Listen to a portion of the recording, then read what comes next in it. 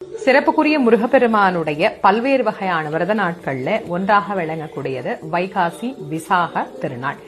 பொதுவா வைகாசி விசாகம் அப்படிங்கிற இந்த நாள் பல விசேஷங்கள் முருகனோடு தொடர்புடைய நாளாக இருந்தாலும் இந்த வைகாசி விசாகம் எந்த வகையில் முருகனோடு தொடர்புடையது அப்படிங்கறத நம்ம முதல்ல தெரிஞ்சுக்கணும் இல்லையா? சிவபெருமானுக்கு 5 திருமுகம், ஈசானம், தத்புருஷம், அகோரம், வாமதேவம், சத்யாஜிதம் என்கின்ற பஞ்சமுகங்களோடு அதோமுகம் என்கின்ற 6வது முகமும் வெளிப்பட 6 முகங்களில் இருக்கின்ற நெற்றிக்கண்ணும் திறக்க அந்த நெற்றிக்கண்ணில் இருந்து வெளிப்பட்ட அக்னி பிழம்பில் இருந்து பெருமான் அவதாரம் பண்றார். பல முறை இந்த விரதங்களை பத்தி சொல்லும் போதே சொல்லி இருக்கிறேன். பசி தாங்க கூடியவர்கள், உடல் ஆரோக்கியமாக இருப்பவர்கள் விரதம் இருங்க அப்படின்னு.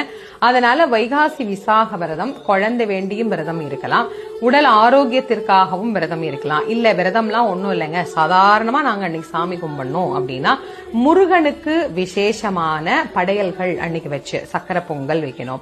முருகனுக்கு ஒரு இனிப்பு, எப்பவுமே நீங்க முருகனுக்கு நைவேத்தியம் பண்ணும்போது ஞாபகம் வச்சுக்கோங்க, ஒரு இனிப்பான சக்கரை பொங்கல் நைவேத்தியத்துக்கு நாம வைக்கணும்.